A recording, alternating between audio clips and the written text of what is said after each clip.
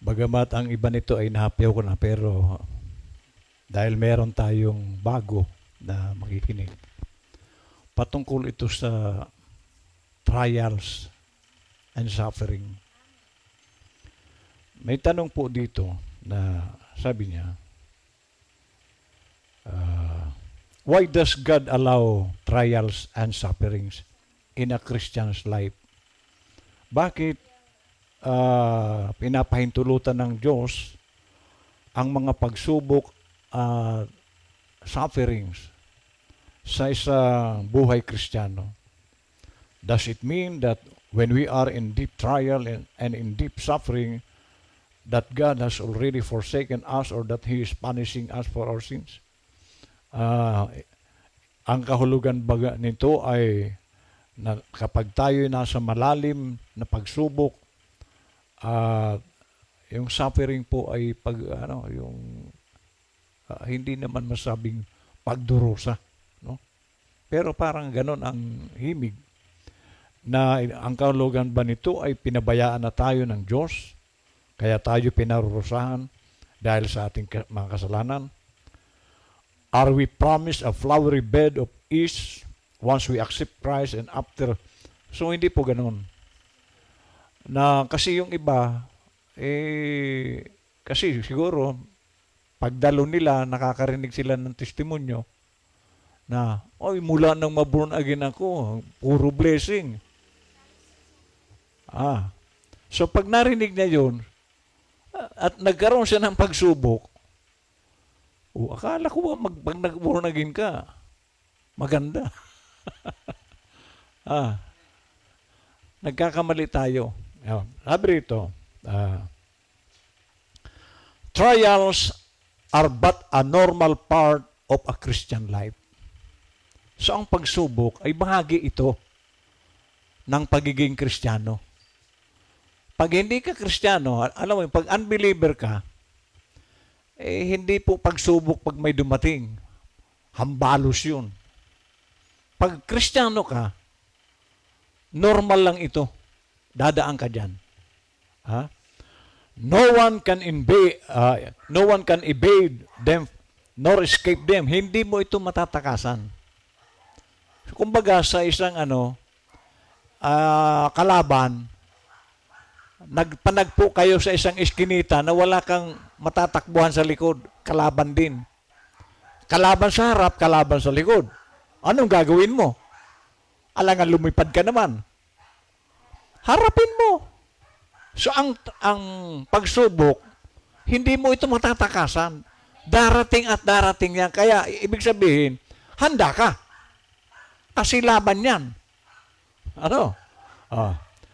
Brito? They come as a natural part of daily lives.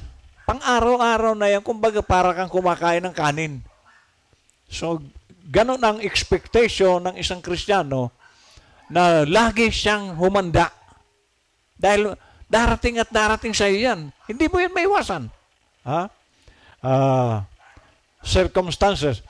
Trials are a significant part of God's permissive will.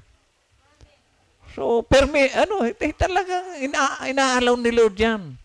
Kasi, tingnan nyo. Naranasan ko rin kasi ako nung bata pa ako magbarbel.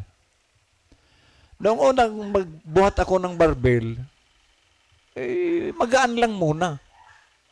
Kasi kung iaano mo yung mabigat na, delikado. So, hanggang sa unti-unti, nakakaano ka ng mabigat na mabigat. So, magpapasimula ka sa maliit. Ngayon, paano mo mabubuhat ang mabigat kung ang magaan hindi mo kaya? So, sa pagsubok, kasi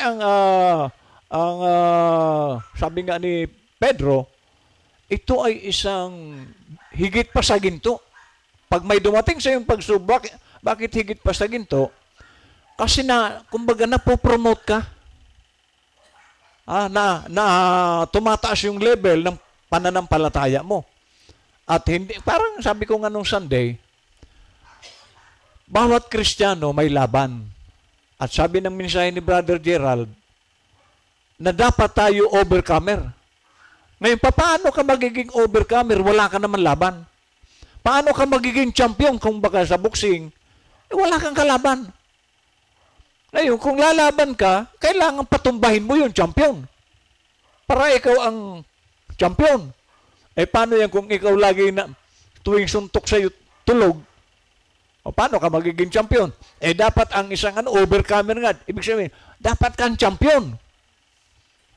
O kaya pagdating sa laban, pagsubok, dapat ikaw ay overcomer. Amen. Sabi rito. 1 Peter 1:7. Pakiano nga dyan. 1 Peter. Ayan. Sabi rito. That the trial of your faith, being much more precious than of gold, higit na mas mahalaga sa ginto, ang bawat pagsubok. Sabi niya, that perisheth, though it be tried with fire. Kasi tingnan niyo ang ginto sa mga gumagawa ng nagtutunaw ng ginto. Ang ginto, ang original niyan, hindi po maganda.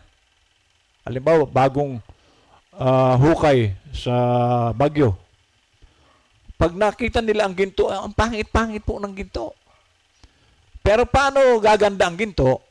Susunugin ito sa apoy at natatanggal yung mga dumi-dumi. At doon na lilitaw ang kinang nito. So tayo ganon. Pag tayo ay sinusupok sa pagsubok, doon lilitaw ang kaningningan ng pagiging tunay na Kristiyano. Okay, bakit? Tingnan. Dito po sa yung kahalagahan ng mga problema.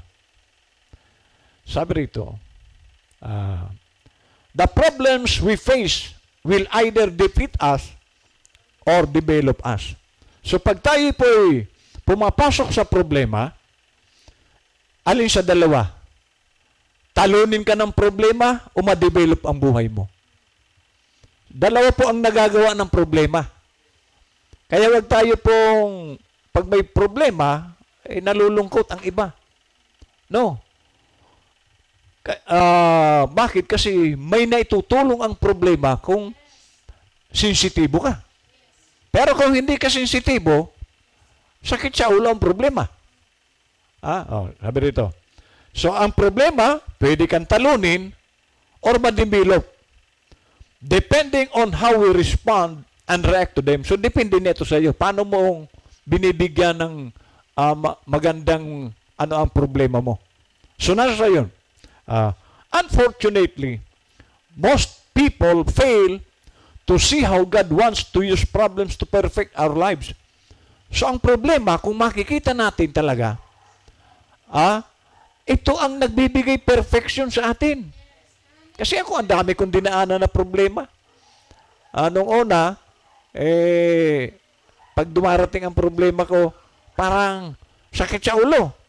Pero nung nakita ko na yung mga dinaanan kong problema, na-develop yung pananampalataya ko. Kasi, di ba, halimbawa, katulad nung sabi ko nga sa inyo, yung inupahan naming bahay noon sa Alaminos, humingi ng advance yung may-ari 1 year. Saan ka kukuha ng 1 year advance?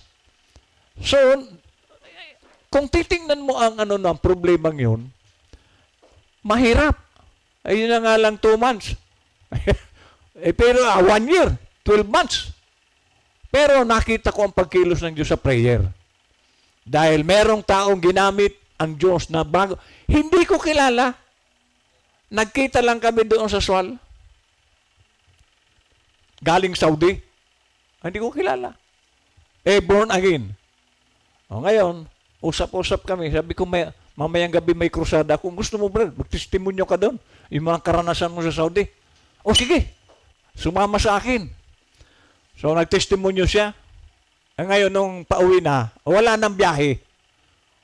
Patungkol sa, papunta sa bahay nila. Sabi ko, doon ka na lang matulog sa bahay. Sige. Ngayon, habang, pakakain namin, kwentuhan, tanong niya, magkano niya? Itong ang upan nyo dito sa church nyo. Ang naisagot, yan nga akong problema ko ngayon, baka palayasin na kami rito. Bakit? Humihingi ng 1 year advance yung may-ari. O, bayaran mo bukas. Ayun. Wala nga. Akong bahala. Sino mag-aakalang makarating yun doon? 1 year advance, binayaran niya. Iyan ang Diyos. So kaya nga pag tayo may problema, sigurado may lulutas na Diyos dyan. Kaya hindi ka dapat saan ako kukuha? Di ba si Sister Nancy, ang testimonyo niya, kumbaga, hindi pa nga nauubos yung bigas, nalalaon na lang yung bigas, aani na naman. Di ba? Hindi pa nga nauubos yung pera niya, meron na naman dumarating. Ganyan ang Diyos. Yung iba, namumroblema. Kaya paano kikilos ang Diyos na ginagawa niyang problema ang problema? Mayroong Diyos na tagalutas. Bakit mo pinoproblema ang mga Hindi mo problema yan. Pinapasan mo ang problema ng Diyos. Problema ng Diyos yan. Amen. So sabi rito, unfortunately, most people fail to see how God wants to use problems to perfect our lives. The Bible says that all things work together for good to them that love the Lord. If you love the Lord, your problem was sent to you by God for a Kung minamahal mo pala ang Diyos, yung problema, pinadala sa iyo ni Lord yan. Dahil may dahilan. Tama yung testimonyo ni Brother Ryan ani DR. May dahilan kung bakit siya napunta doon. Iyan ang Diyos. Na hindi ang dahilan doon para parusahan ka. May dahilan si Lord. Brad, baka gamitin ka ni Lord sa ministry. At baka bigyan ka ni Lord ng isang gawain na ikaw lang at ang Diyos na nakakaalam. Kasi katulad ko, labas-pasok din ako noon. Sino mag-aakalang maging pastor ako? So sa dami ng pinagdaanan ko. Sabi rito, if you love the Lord, your problem was sent to you by God for a purpose. Some people react foolishly by blaming others, and some even resort, wala tayong dapat sisihin dito. Pag may nangyari sa atin, at si Lord pala ang nagpadala niyan, wala kang dapat sisihin dyan.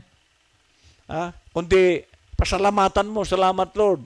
Dahil, katulad Brad ng testimonyo mo, wala kang sa Bible. Walang halaga sa yung Bible, pero nung natikman mo yung nagka-interest ka. Okay? So sabi rito, by blaming others and some even resort to committing suicide. Yung iba sa problema, hindi makatagal, tinutudas na yung buhay niya.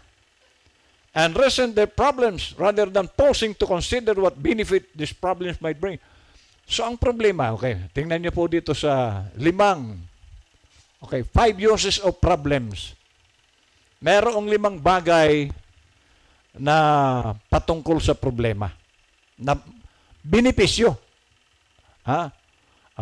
Sabi niya, here are 5 ways wherein God wants to use problems in our lives. Una, God uses problems to direct you. Kasi tayo, katulad ko nung araw, walang direksyon. Katulad mo rin, brother, wala rin direksyon nung araw. Pero ngayon, nung napasok ka sa problema, nagkaroon ngayon ng direksyon ng buhay mo. Tulad ko. Tulad natin. Ano ba ang direksyon ng buhay natin nung araw? Magkasala. Iyon lang. Pero noong makilala natin ang salita ng Diyos at nakaranas tayo ng mga iba't ibang klaseng problema, nagkaroon ng direksyon. Sabi rito, sometimes God must light a fire under you to get you moving. Okay, so kumbaga sa kailangan mo talagang ilagay sa isang mabigat na problema para ikaw ay kumilos. Problems often point us to the right direction when we are going the wrong way. Ayan. Kapag tayo nalilihis na ng landas, ilalagay ka ni Lord sa problema para maituwid ka. Tulad ko. Biro mo yun na naranasan kong bugbugin ako ng mga pulis. Mabuti sana kung ito ang ginamit. Sapatos. Tapos, nabugbog ako sa Kampakinaya. Mga sundalo naman. Pero, nung maranasan ko mga ganito, sabi ko, ayoko nang maulit yun. Di ba? So tayo, nagkakaroon tayo ng mga problema at naiisip natin na mahirap pala pagka ganito ang buhay. So naitutuwid tayo. Sabi niya, problems often motivate us to change. So, pag dumarating na mga problema, natututo tayong magbago. Is God trying you to get your attention? Sometimes it takes a painful situation to make us change our ways. Minsan, problemang masakit ang nararanasan natin para lang tayo ituwid. Katulad nga yan, pero mo, sabi ko nga sa inyo, wala pa dito siguro nakaranas ng bugbog. Ako naranasan ko yan, 2 beses. Sabi niya? Okay. Sabi niya rito, Jonah ran away from God's commission and went to Tarshish. He reaped a storm. Ayun. Si Jonah, sinuway niya ang Diyos. Tinutusan siya sa Nineveh, sa Tarshish siya pumunta. Anong nangyari? Pinadalan siya ng bagyo. Yan. Kaya tayo minsan nababagyo. Yung buhay, hindi bagyong literal. Bagyong problema, pag mayroon tayong ginagawang pagsuway, sigurado yun. Kaya kung gusto mo ng bagyo, sige lang, sumuway ka lang ng sumuway. Pero kung gusto mong peace, wala namang ibang peace. Sabi nga ng Romans 14:17, for the kingdom of God is not meat and drink, but of righteousness and peace and joy in the Holy Ghost. So, kung gusto mong peace, Holy Ghost. Paano ka magkaroon paano kikilos ang Holy Ghost sa'yo? Kung pasaway. Okay, so kung nais nating kapayapaan, kay Lord tayo. Sabi rito, pangalawa, God uses problems to inspect you. People are like tea bags. Alam niyo ba yung tsa? If you want to know what's inside them, just drop them. So, hindi natin alam yung laman ng tsa. Kasi ganyan lang yan. Pero kung gusto mo anyang malaman kung ano ang nasa loob ng tsa, ilagay mo, itubog mo ito sa tubig na mainit. Okay, ano mangyari? Just drop them into hot water. Has God tested your faith with a problem? What do problems reveal about you? Ano ang inihahayag ng problema patungkol sa iyo? Kasi lalabas yan. Sabi niya, when you have many kinds of troubles, you should be full of joy. Because you know that these troubles test your faith and this will give you patience. So dapat pala, kapag dumarating ang problema, dapat masaya ka sapagkat magbubunga ito ng pagiging patient mo. Magiging kalmado ka. Nagiging yung temperance mo naaayos dahil doon sa problema. Kasi tingnan niyo ang may problema. Humble po 'yan. Wala kang makikitang problemado na maliban doon sa mga unbeliever, nagwawala. Pero pag ang Kristiyano nagka-problema, tahimik yan. At nagpapakumbaba yan. Sabi niya, because you know that these troubles test your faith and this will give you patience. Look at Job and Abraham as our example. Job never murmured, but thank God in the midst of his loss and sufferings with boils. Oh, si Job ang ginamit na example na biro mo, pinakamayaman si Job sa kanilang lupain. Naubos. Hindi pa natapos yung pagsubok na yon. Namatay ang mga anak niya. 10 anak. Ubos. Pagkatapos, nagkaroon siya ng mga pigsa, malalaki, mula pa hanggang ulo. Pagkatapos, yung asawa niya na supposed to be magko-comfort sa kanya, sinabihan siyang, isumpa mo na ho ang Diyos mo para mamatay ka na. So matinding problema yon. Pero nakita natin si Job na natiling payapa siya dahil kilala niya ang Diyos. So ito po ang gusto kong makita natin. Pag kilala mo ang Diyos, kahit anong pagsubok yan, hindi ka bibigay. Kasi ang mga bumibigay lang sa pagsubok, unbeliever yan. May dugo pa siyang unbeliever. Pero kapag kilala na ng tao ang Diyos, kahit anong pagsubok yan, hindi yan bibigay. Example, si Abraham, si Job. Hindi sila bumigay. Matindi yung kay Job. Ay, kay Abraham din. Kay Job, matindi na. Yung kay Abraham, matindi rin. Biro mo, pinangakuan si Abraham ng anak. Pagkatapos, kasi siyempre, matanda na si Abraham, mahigit 100 years na siya. So, uugod-ugod na siguro si Abraham noon. Tapos yung anak niya, iisang anak, siya ang magiging, para pagtanda ni Abraham, mayroong alalay. Nag-iisang anak. Pero, sabi ng Diyos, Abraham, ialay mo ang anak mo. Matindi yun. Brother GR, sabi ni Lord sa iyo, ialay mo si Ali. Di ba? Hindi natin magagawa yun. Pero, example si Abraham na meron talagang pagkilala ang Diyos, magagawa niya. Hindi siya alinlangan. Yes, Lord. Kung ito po ang makakapagpasaya sa iyo, ngayon, umalis sila. Hindi nagpaalam kay Sarah. Pag sinabi niyang, iaalay ko si Isaac, ay sigurado awayin siya ni Sarah. Kaya, maghahandog lang niya kami sa bundok.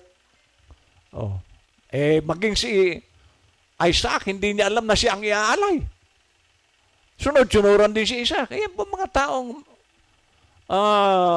kumikilala sa Diyos, hindi yan tumatanggi. Sige lang, yes Lord, yes Lord.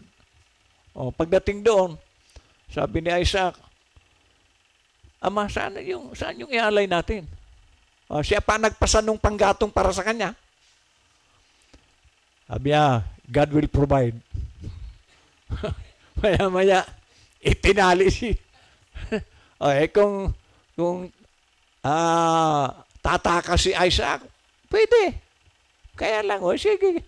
Sunod-sunuran din si Isaac. Dahil sa Diyos, pagsunod.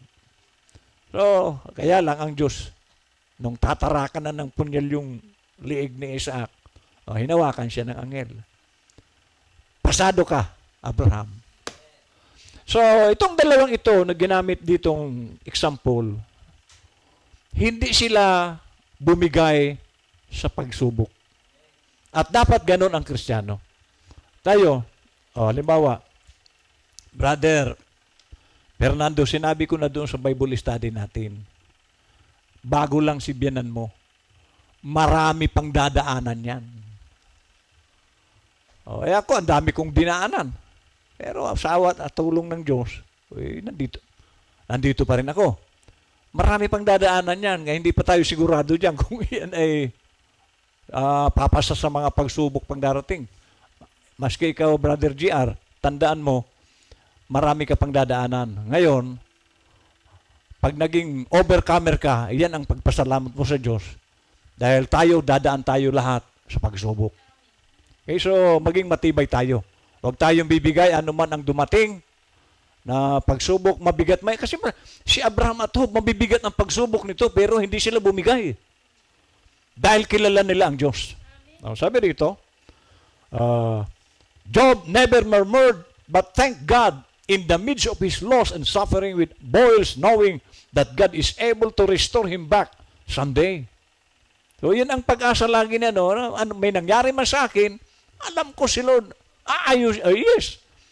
Yung namatay niya mga anak, pinalitan ni Lord. 10 din na mga anak na mas magaganda doon sa una. At yung kayamanan ni Job, na pinakamayaman siya noon, na nawala, naubos, ibinalik ni Lord, doble-doble. Iyan pong Diyos. Pag dumating na yung subok na nalusutan mo, doble-dobling blessing ang parating sa iyo. So kaya nga, sabi ni Pedro, dapat nagsasaya kayo pag dumarating ang pagsubok. Dahil ang blessing niyan, doble-doble. Kaya ako, nag-i-expect ako ng mga doble-dobling blessing. Kayo, hindi ba? Ayaw nyo?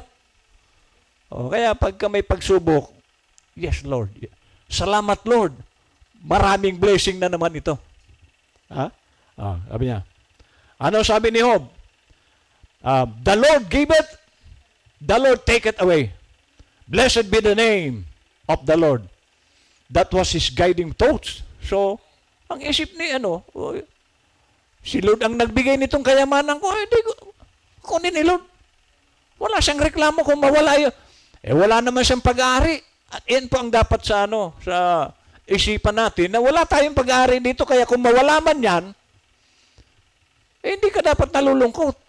Dati kang wala Tulad ko, halimbawa, mayroon ba, ni bisikleta nga, wala ako noon salamat na nagkaroon tayo, di ba?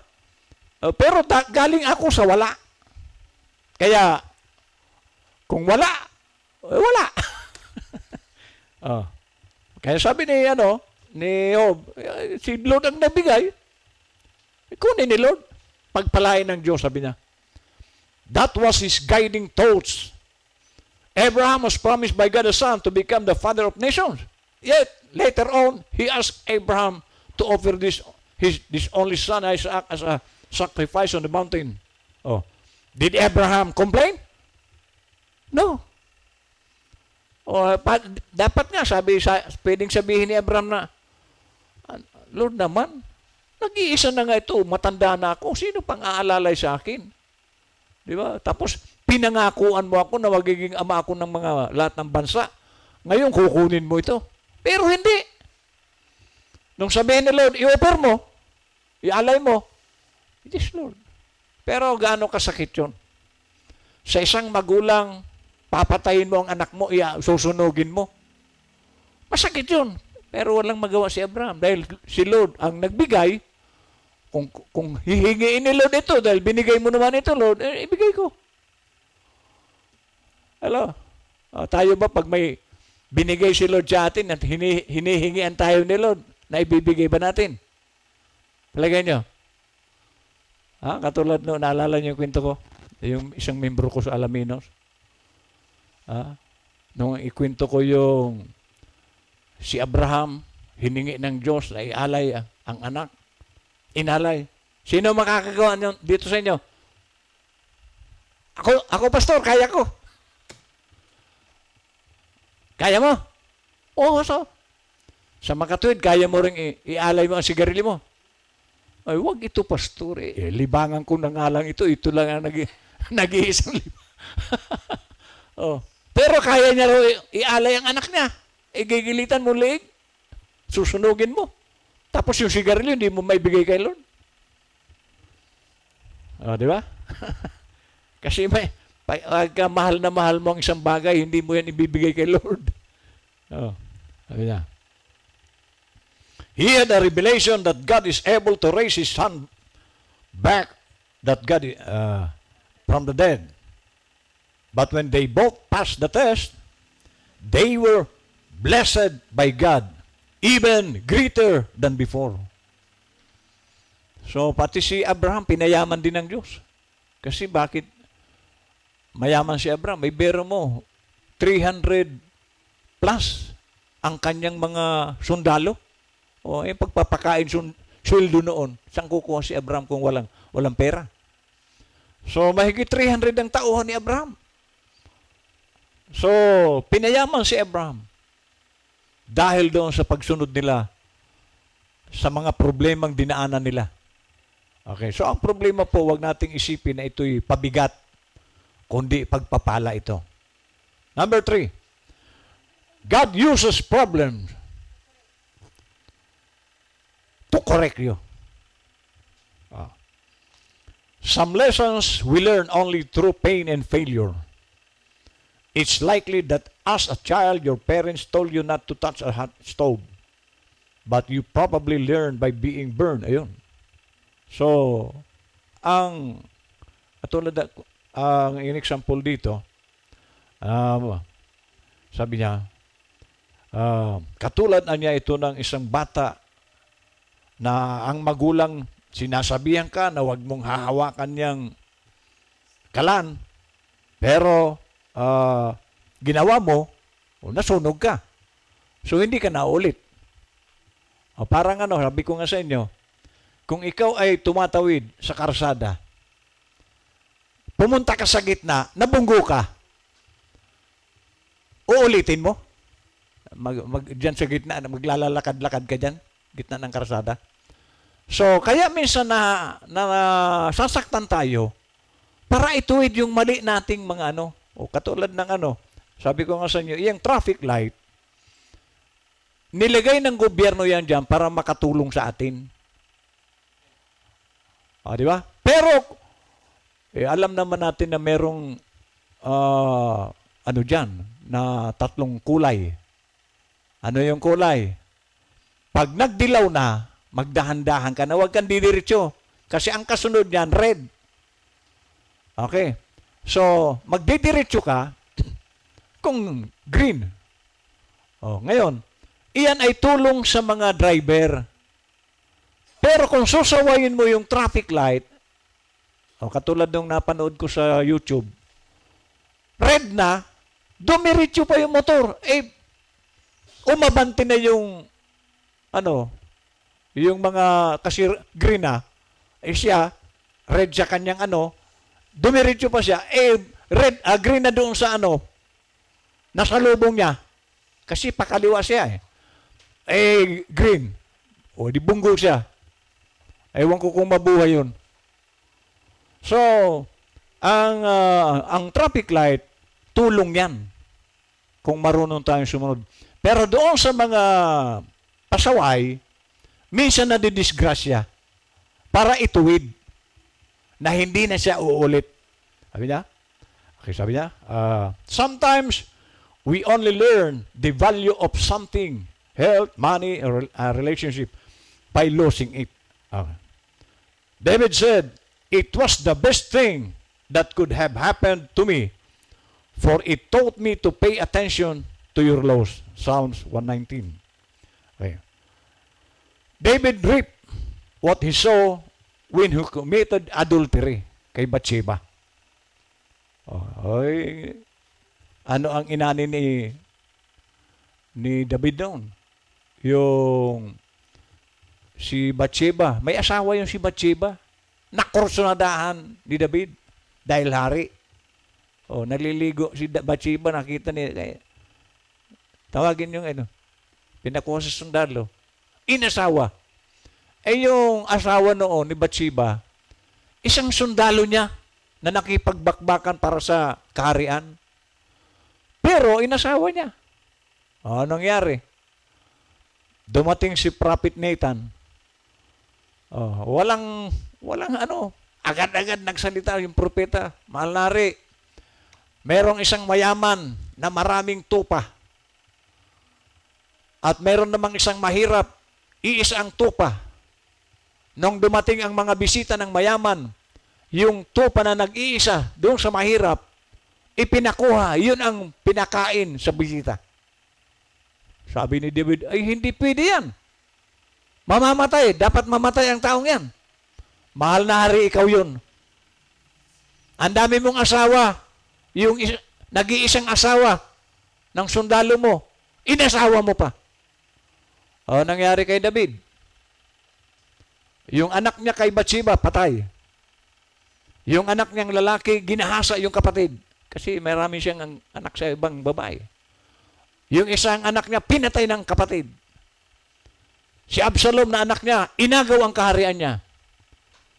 So, maraming inani si David dahil doon sa kasalanan yon. So, minsan tayo, dumadanas tayo ng mga problema para tayo ituwid. I-correct yung mga mali. Amen. Meron mo ito, sabi rito, 500 wives. Tapos yung nag-iisang asawa ng kinuha mo pa si Bathsheba. May asawa yan. Number 4, God uses problems to protect you. Nakakatulong pala ang problema, protection. Bakit?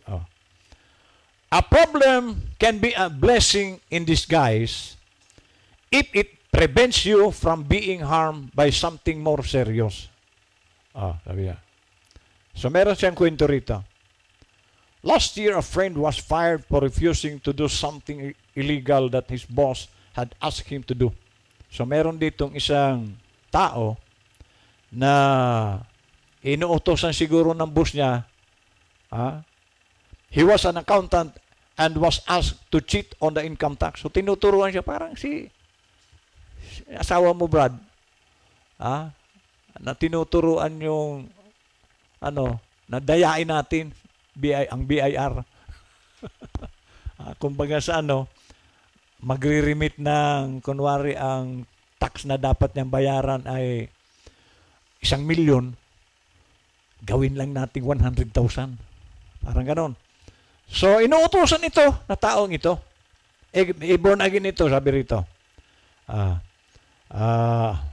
And was asked to cheat on the income tax return of the company but refused to do it, considering that he is a Christian and could not compromise on it. So, ang Kristiyano, hindi yan makikipag-compromise. Katulad din ng asawa nito. Inuutosan mangdaya, nag-resign. Okay. Pero ito, tinanggal ito. Okay? His unemployment was a problem, but it saved him from being convicted and sent to prison a year later when management's actions were eventually discovered. Ayun. So, nang natanggal siya, 1 taong nakalipas, nagkabukuhan, nakulong. O paano kung sinunod niya? Kasama sana siya sa kulungan. Pero dahil hindi siya nakipag-compromise, naligtasan niya. So, sabi rito, God uses problems to protect you.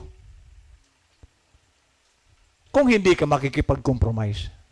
Nawalan siya ng trabaho, pero nailigtas naman siya. Naligtasan niya yung siguradong kulungan sana. So tayo, hindi po lahat ng problema sakit sa ulo. Dahil ito, maraming problema na magbibigay pala sa iyo ng protection. Kaya tayo, lagi po tayo maging sensitibo. Kaya, pinakamaganda, Brother GR, si Lord lang. Kasi, ulitin ko, marami ka pang dadaanan. Kailangan maging matatag tayo. At paano tayong tatatag? Lagi si Lord lang. Ako, ilang taon na ako naglilingkod sa Diyos. Awa ng Diyos. Ang problema, minamaskada ko na lang yan eh. Alam niyo yung maskada? Ginanganga ko na lang. Sabi rito. His unemployment was a problem. So wala na siyang trabaho. But it saved him from being convicted and sent to prison a year later when management's actions were eventually discovered. You intended to harm me, but God intended it for good. Genesis 20. Okay. Now, Joseph naman. Consider Joseph as an example. He was rejected of his brethren. Kinaiinisan si Joseph ng mga kapatid. Sold to Egypt for 30 pieces of silver. Parang si Lord. Si Joseph, ibininta ng mga kapatid ng 30 pirasong pilak. Was in prison for a crime he did not make. Nakulong.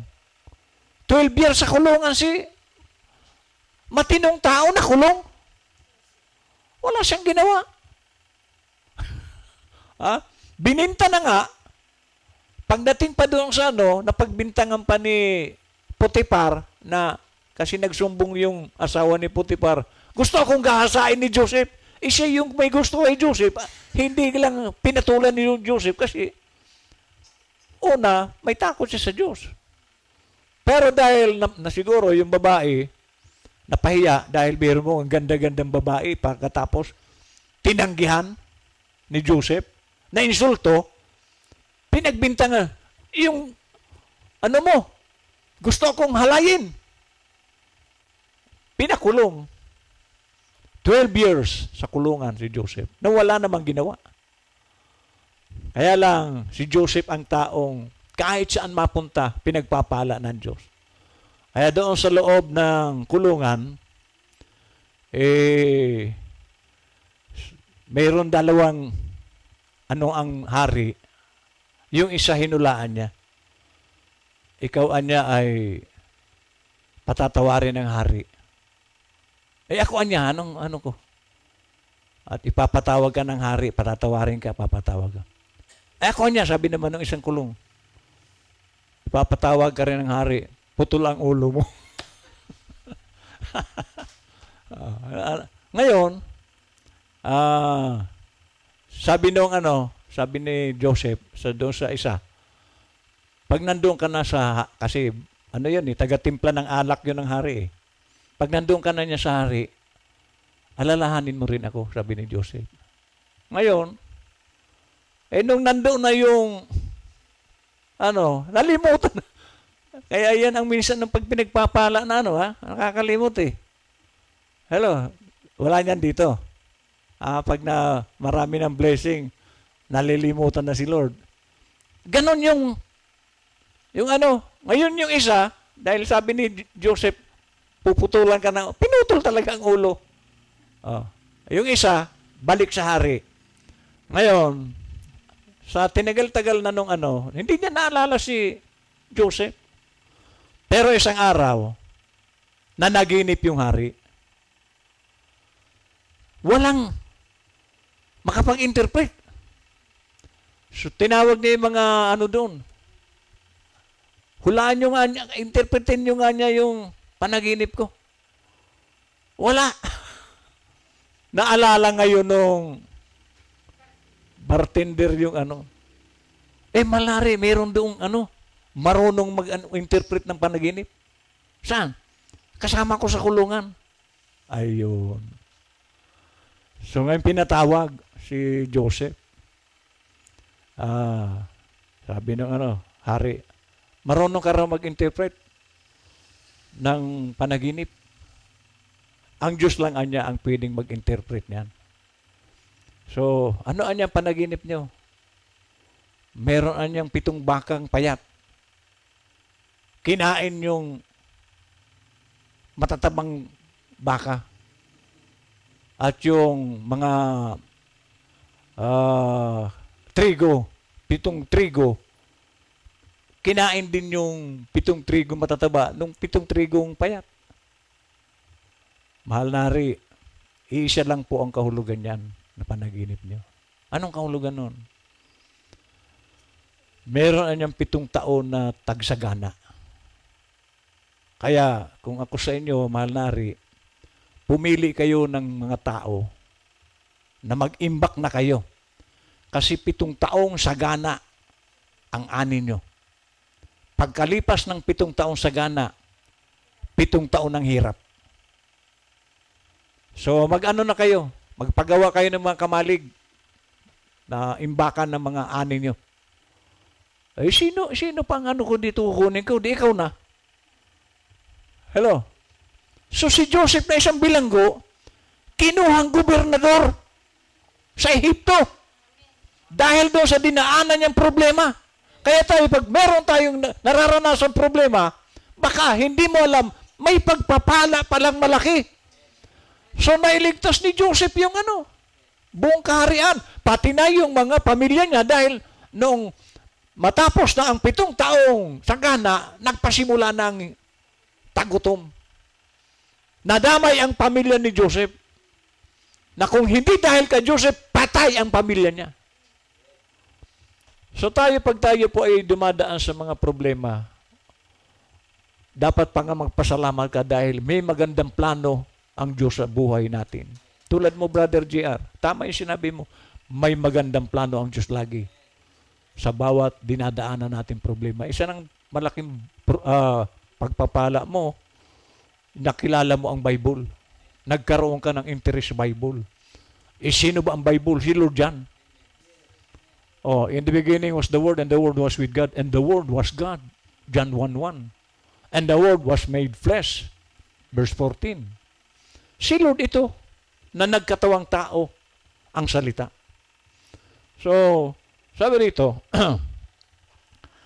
he held on to God with faith, and God made him governor of Egypt. Pero maging gobernador ka sa Egypt. Ha? He saved his own family. Jacob, his father, and his 11 brothers. At the end, when the great famine in Egypt took place. Naligtasan nila. Panglima, God uses problems to perfect you. Problems, when responded to correctly, are character builders. Sa akin na lang, balasubas ako nung araw. Manghaharana ako. Hindi niya alam ang harana sa probinsya. Alam niya ba harana? Ang harana ako mahilig ako sa harana. Pag hindi nagbukas ang hinaharana ko, kukuha kong bakod, hambalusin ko yung pintuan nila. Ganyan ako kabastos nung araw. Pati mayor, sinasagot ko. Pati mga pulis, hinahamon ko. Pero noong naranasan ko na yung mga katulad ng nasaktan ako sa mga pulis, mga sabi rito, God uses problems to perfect you. Problems, when responded to correctly, are character builders. God is far more interested in your character than your comfort. So, parang ang agila. Ang agila ay, ang mother eagle. Sarap na sarap ang mga eaglets. Kasi comfortable sila doon sa higa. Ang higaan ng mga eaglets, ang lambot. Kasi mga balahibo. Naghahakot yung mga pinapatay ng agilang mga ibon, mga o kaya yung mga hayop. Yung balahibo, ginagawa niyang higaan ng mga anak niya. Kaya ang ganda ng higaan ng agila. Ngayon, pag dumarating ng araw na may mga pakpak na rin yung mga anak, ang ginagawa ng mother eagle, kumukuha siya ng mga tinik, inilalagay doon sa higaan. Kaya, pagkilos ng mga eaglets, masasaktan sila. Kaya, aalis doon sa higaan. Ayan po ang mother eagle. At yan din ang Diyos. Kasi, lagi tayong nasa maganda, lagi maganda. Hindi ka dyan aayos sa laging puro gusto mo maganda. Kaya, ilalagay ka ni Lord sa masaktan ka. Problema. So, yung mga eaglets, pag wala na doon sa higaan, dadagitin ito ng nanay, ililipad ito sa mataas. Pagdating doon sa mataas, ihahagis ng ina. So, ganun-ganun yung, pero kasi tinuturuan ang anak. At pag ito ay malapit na sa mga batuhan, sisisiri ng ina. Isasakay uli sa pakpak. Dadalhin uli doon sa taas. Ganon, paulit-ulit. So, tinuturuan ang anak. At ganyan tayo sa Diyos. Tinuturuan tayo para ma-perfect tayo. At idinadaan tayo sa iba't ibang uri ng problema para hubugin tayo sa karakter ng Panginoon. So, kaya pag tayo po'y dumadaan sa mga ganitong problema, relax ka lang. Basta tayo lagi kay Jesus Christ. Dahil wala pong ibang tutulong sa ating si Lord. Tayo, ilang problema na. 10 years na itong church. Sino mag-aakalang nakatayo pa ito? Mga tali-tali lang ito ng alambre. Ilang taon na yung alambre. May mga dumaang bagyo. Signal number 4. Signal number 5. Ayan, nakatayo. Si Lord. Pinapadaan niya ang problema ditong bagyo. Si Lord ang bahala dyan. Ayan, nakatayo pa rin. So, iyan po ang ating Panginoon. Huwag tayong mawawalan ng, ibig sabihin, masiraan ng pag-asa. Si Lord, laging may pag-asa. Buhay ang Diyos natin at sa lahat ng pagkakataon, pwede natin siyang sandalan. Wala kaming ibang sinasandalan, si Lord lang. At ayan, ito nga maging manugang ko. Marami pa raw siya nabubunot. Dagdagan mo yung bubunutin. Amen. Nag-resign na siya maging teacher. Nandito na. Kasi sa Bicol siya nagtuturo. Hindi naman sila nawawalan. So, sandal lang tayo lahat kay Lord. Amen. Si Sister Nancy nga, wala naman trabaho. Pensyonada. Okay, tayo po umawit.